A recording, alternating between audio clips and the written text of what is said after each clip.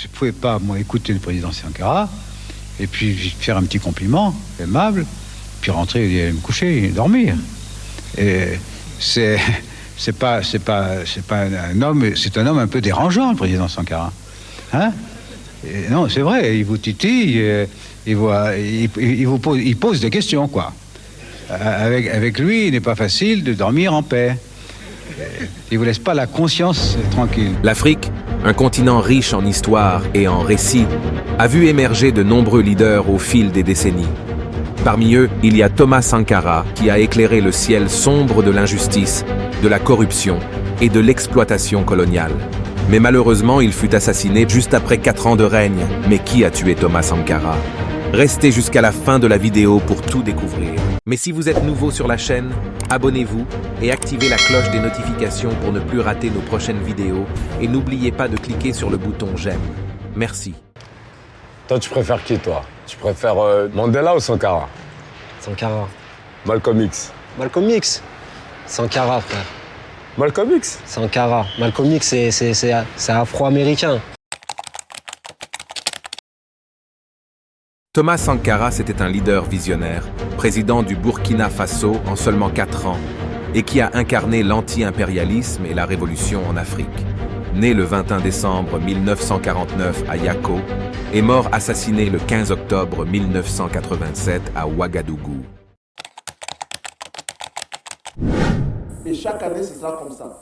L'impérialisme, le colonialisme. D'abord, il faut noter que la rigueur des réformes et l'intégrité de Thomas Sankara ne plaisaient pas à plusieurs. Par exemple, il se déplace dans une Renault 5 et hésite à acquérir un véhicule neuf de peur qu'on pense qu'il vole l'argent de l'État. Avec Thomas Sankara, tous les ministres et hauts fonctionnaires de l'État ont vu leur salaire chuter. Ils ne sont plus autorisés à rouler dans des voitures de luxe. Il va même jusqu'à vendre les voitures de luxe de l'État pour les remplacer par des Renault 5. Les ministres ne sont pas autorisés à voyager en classe première, en première classe dans les avions. Ils prennent les classes touristes. Et même quand il est possible de faire voyager... Il s'oppose aussi à la corruption, l'impérialisme, le colonialisme et le néocolonialisme.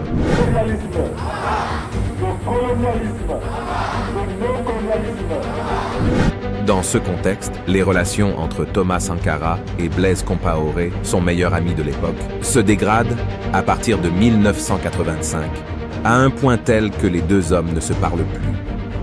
Mais il considère toujours Blaise Compaoré comme un meilleur ami. Le jour où vous attendez que Blaise prépare un coup d'État contre moi, ce ne sera pas la peine de chercher à vous y opposer. Il le connaît tellement de choses souvent. Personne ne peut me protéger contre lui s'il voulait s'attaquer à moi. Il a contre moi des armes que vous ignorez. 15 octobre 1987, Thomas Sankara se fait fusiller avec 12 de ses collaborateurs pendant qu'ils étaient à une réunion, dans la salle du Conseil d'entente à Ouagadougou. Ce fut un coup préparé secrètement par Blaise Compaoré et qui mettait fin à la vie de Thomas Sankara. Mais Compaoré nia les faits et clame son innocence dans cette affaire, par peur de salir son image. J'étais chez moi, j'étais même malade et lorsque ça tirait, des camarades, un camarade qui était avec moi peut le confirmer, je pensais même que c'était ma maison qu'on attaquait. Je suis sorti même dans la rue avec mon arme pour me défendre. Donc, vous avez des regrets? D'avoir perdu un ami, bien sûr.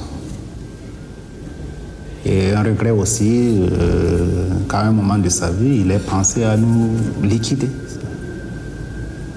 C'est dommage.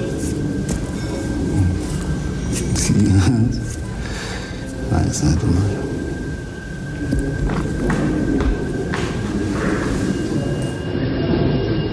La même nuit, Thomas Sankara et ses camarades sont enterrés sans tombe au cimetière de Dagnoen, à Ouagadougou, par une vingtaine de détenus réquisitionnés pour l'occasion.